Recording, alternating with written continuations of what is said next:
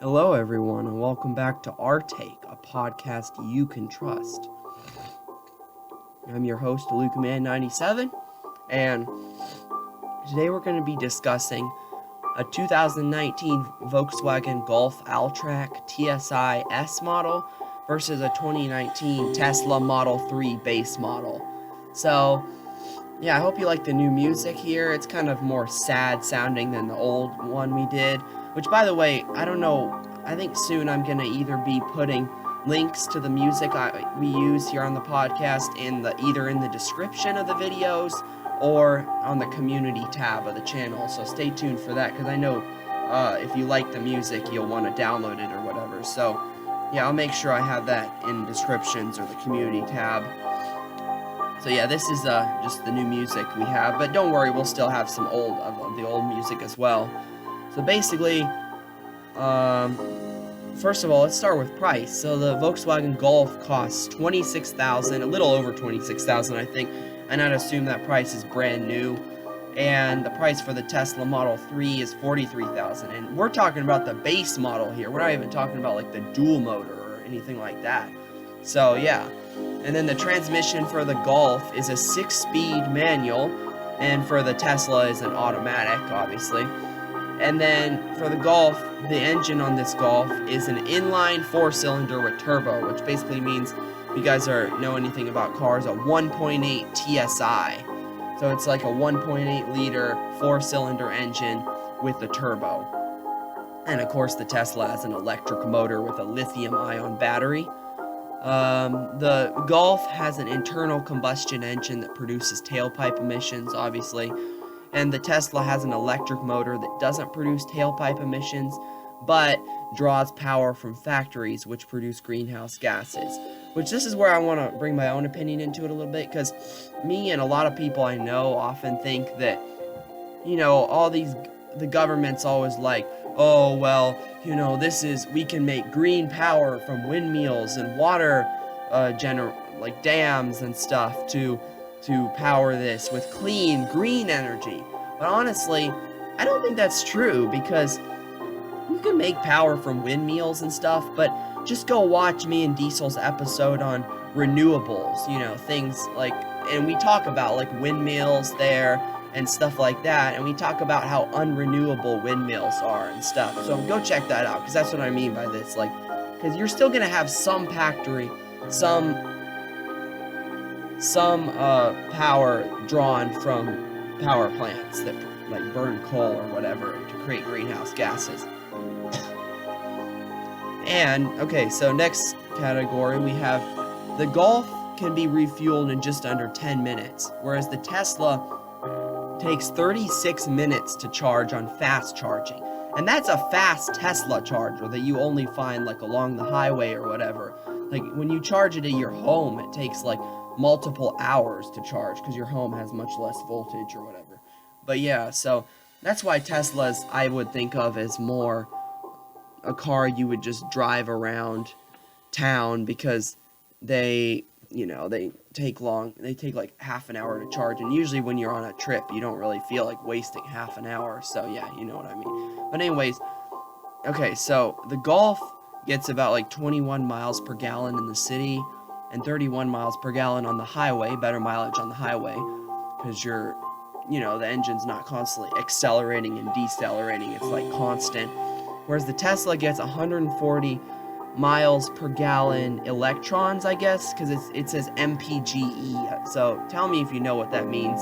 In the city, about 140 of those in the city, and 136 miles per gallon electron on the highway. We're just gonna call it electron. But anyways, so it gets better mileage in the city than the highway, which is the opposite of the other one, and I think that's probably because, on the highway the motor's going faster, using more power. The Golf is about 168 horsepower. The Tesla Model 3 is 287 horsepower. So I guess the electric motor gives out more power than the 1.8 turbo. The Volkswagen Golf is all-wheel drive. The Tesla is a rear-wheel drive only. And the empty weight of both vehicles, the Golf weighs about 3,351 pounds empty of people and baggage, and the Tesla weighs about 3,686 pounds, so the Tesla weighs a little bit more. So that was just a table I did by myself on Word comparing them. But now I'm going to tell you some stats from carguide.com. So a lot of people like the longer range for the money, so you don't spend as much money for a longer range on the Tesla. And they like the strong acceleration on the Tesla and the good practicality. Okay, I said that right. And on the Tesla, a lot of people dislike the fit and finish quibbles, which I guess it might mean like the finish of the car, I don't know. And they have questions over ergonomics, like, you know, how your hands are or whatever. Because I know a lot of Teslas have like a weird shaped steering wheel. Not all of them, but some of them do. And the range display is a little exaggerated. Which, you know, like, it might say you can go farther than you actually can. Which, you know, that could be annoying. And then in the Golf, a lot of people like the sublime drive experience, nice drive experience, an excellent standard inclusions where it includes a lot of nice stuff, even in the standard model, and it's a refined, mature design, apparently. So, nice, refined design, and that, a lot of things they don't like is it's more expensive than ever when it's brand new, apparently. No hybrids. There's no hybrids of the Golf Alltrack 2019, and there's too many touch interfaces a lot of people don't like, which honestly, that'd be something I would probably like, but I guess a lot of people don't like that. Okay, so, yeah, that was from carguide.com, and now I want to talk about, like, a few risks of putting an electric car on the market and what that might be like. So, you know, it had to take a lot of risk management to think about putting a Tesla on the market. And I mean, I know Elon Musk has a lot of money, so it's not like he's gonna, if he loses money over it, he's gonna go broke or something. But yeah, it's a lot of risk because you don't know how people are gonna accept an electric car, you don't know how they're gonna like it, you don't know how many sales you're gonna make, you don't know if it's gonna become a big thing or if it's just gonna die out. So that's kind of your risk management when it comes to putting an electric car on the market. So, yeah.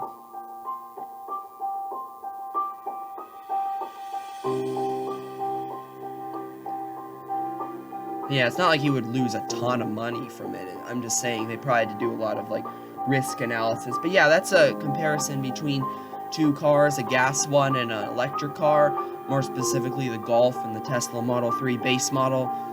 So yeah, let me know down below in the comments if you disagree with me or if you agree with me.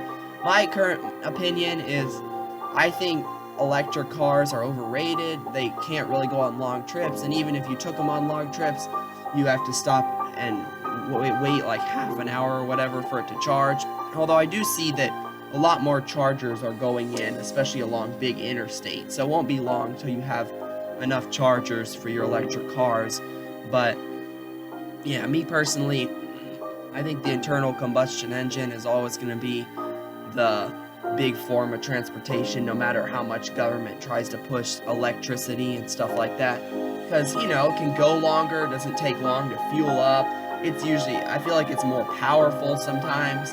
Like, I can't ever imagine, can you guys ever imagine, like, electric replacing, like, diesel motors in semis or off-road trucks? Like, that would be crazy because, you know, you need tons of power for going off-road in semis. So, yeah, I would think that stuff like that it could never replace. This is just cars. It can always replace cars, I guess, but yeah, that's my personal opinion. Tell me what you think down below in the comments.